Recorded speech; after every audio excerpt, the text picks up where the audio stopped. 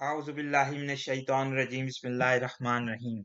India और पाकिस्तान के दरमियान मौजूदा कश्मीर इशू के हवाले से बढ़ती हुई कशीदगी के तनाजुर में इस बात का कवी इम्कान है कि थोड़े अरसे के बाद दोनों ममालिक एक बड़ी जंग में मुलविस हो जाएं।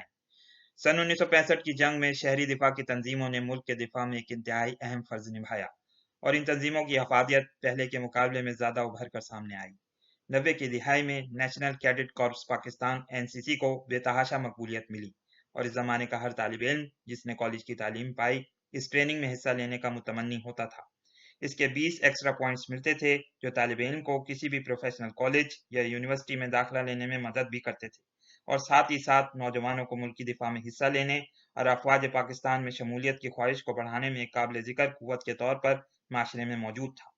मुशर्रफ दौर सन 2002 में इस कारामा ट्रेनिंग को कोई वजह बताए बगैर खत्म कर दिया गया, जिसने अफवाज पाकिस्तान और अवाम में दूरियों को मजीद बढ़ा दिया। आर्टिकल 370 के खत्म हो जाने और मकबूजा कश्मीर के भारत में जम हो जाने के बाद अफवाज पाकिस्तान और मुल्की इदारों पर बेतहाशा दबाव आ गया है कि बस वो ऐलान जंग करें और मजलूम कश्मीरी अवाम की मदद करें।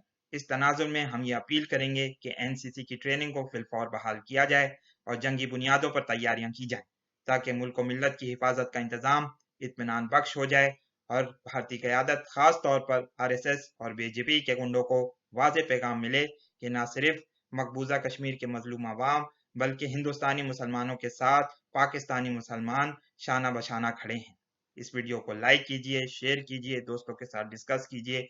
बहुत बहुत शुक्रिया। अल्लाह हाफिज। अस्सलाम वालेकुम।